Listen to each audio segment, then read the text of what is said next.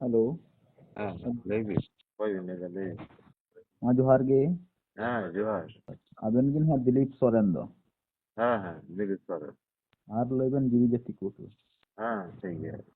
इन दिन हाँ नोडे झारखंड खनिन रोड दा गोड्डा जी। हाँ लई बिन सर कौन वीडियो को लिंग नेल बड़ाय तबेना हाँ बेस गे अदो नोआ इसई बिदिन को लेकर के किछु मिद बार कथा बेन मेन लेखा रोड लेखा एडी बेस लई बिन मेन मेन कना ना नोआ इसई होड़ नुकु दो जाति इदी कते दो बाकु बदलक कना नुकु दो हाँ धर्म इदी तको बदलक कना तो नोआ रे आबेना चेत मेन कना अब जाति अब संताल जाति चेदा को मिता बोना हाँ अबिन लई बिन संताल जाति चेदा को मिता बोना अब संताल जाति या पहचान check abuah layakcar menak tabuna abuah diceli menak tabuna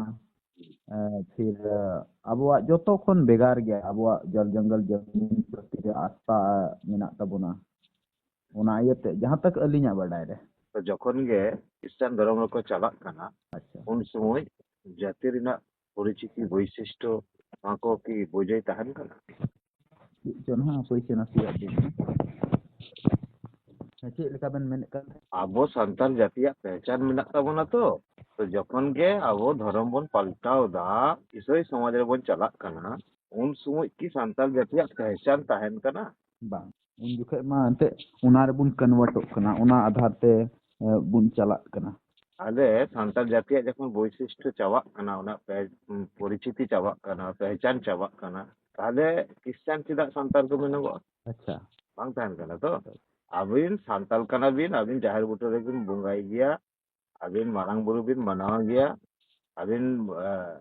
गेलबार Paris बिन व्यवहार गया अबिना नोआ गे सान्ताल समाज रनक पहचान कना अबिना बुंगा बुरु जतो पद्धति अलग गया ईसाई समाज कना अच्छा जखन अबिन ईसाई समाज रेबिन चलावना ताहले अबिना पहचान तो चाबायन तबिना किछु हर को मेना ना नुडे दो जो परिस मेना तबोना ओना खन दो ना बइन भेगारो कना इन दो ना इन्या जो धर्म कना ईसाई समाज रे की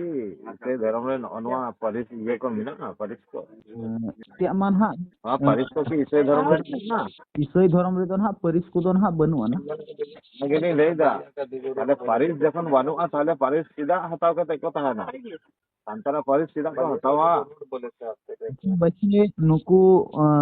होड़ा दो ना मेन कना हो मेन दालिंग ना ईसाई होड़ा नोडे ना कना मेन अचुया धर्म कना जाति दो ईसाई दो मिटे धर्म कना हां जाति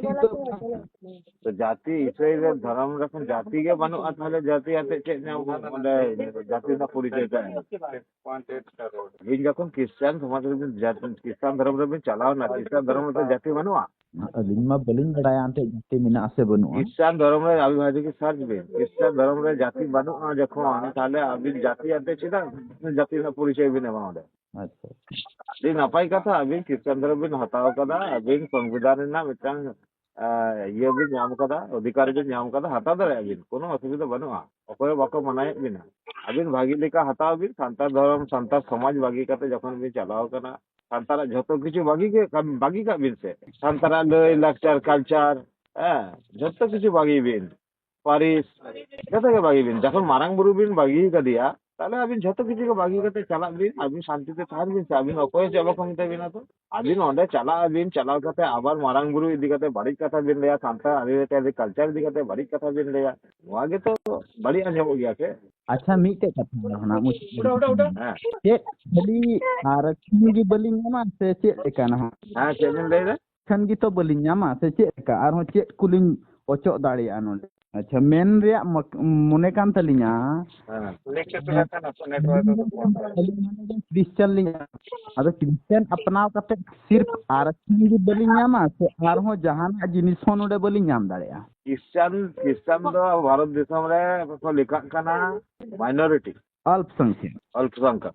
संतार दो अल्पसंख्यक तो बांग कना अरे अभी जखन ओंडे बिन चला कना माइनॉरिटी हताव बिन से असुविधा चे और अबिना तो ओंडे बिन चला कना माने तो भागी ओंडे सुजुग सुविधा बिन नाम दा ओयल एजुकेशन बिन नाम दा ᱟᱨ ᱟᱹᱵᱤᱱᱟᱜ ᱛᱚ ᱦᱤᱥᱴᱨᱤ ᱨᱮᱱᱟᱜ ᱫᱚᱨᱠᱟর ᱜᱮ ᱵᱟᱹᱱᱩᱜ। अच्छा और ना नवा मिटे नवा मोड़े हटाव दा डिलिस्टिंग